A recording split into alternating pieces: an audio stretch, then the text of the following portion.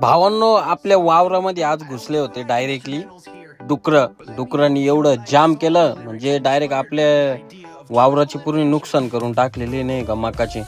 म्हटलं चला आता जाऊ आपली बसंतीला मस्त आंघोळ बिंगुळ घालू नाही का, कारण लय दिवस झाले बसंतीने आंघोळच करेल नाही. म्हटलं आज एकदम रपाट मध्ये आंघोळ घालायची, काय नात नाही.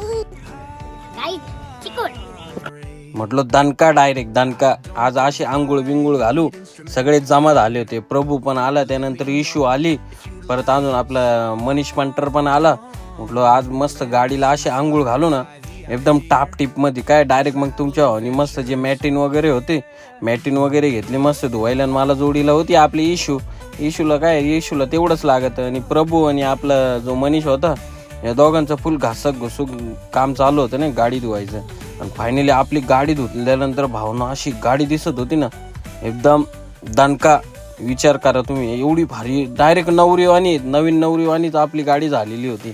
आणि फायनली गाडी बिडी धुवून झाल्यानंतर सगळेजण असे निवांत बसले होते. गाडी पार म्हणजे डेटॉल टाकून आपण गाडी धुतली होती. म्हटलं चला आता जाऊ आपल्या घरी.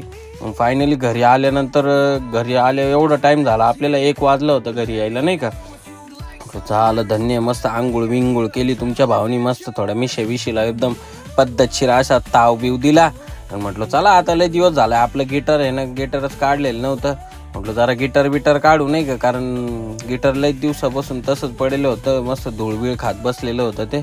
म्हटलं गिटार काढू, जरा साफ बीप करू, मस्त ट्युनिंग बिनिंग करू, एखादं गाणं बिणं वाजू. पण गाणं वाजवायचं म्हटलं तुमच्या भावाला काय गाणं बिणं वाजवता येत नाही गिटारवर, फक्त गिटार ते घेऊन ठेवलं. आणि शिकायला गेलो तर अर्ध्या याच्यातच शिकायचं सोडून दिलं नाही का तुमच्या भावाने. पण तरी थोडंफार ट्राय करून बघितलं नाही का, म्हटलं बघू काय होतं का. पण काही तुमच्या भावाला काही जमलं नाही ते, आणि त्याच्यात आला आपल्या घरी डॉमच्या म्हणजे आपला नागेश आला. त्यांनी सकाळी आपल्या ऑफिसला काही मटेरियल वगैरे होतं नाही का ते ठेवलेलं होतं. मग त्याला ते मटेरियल वगैरे दिलं.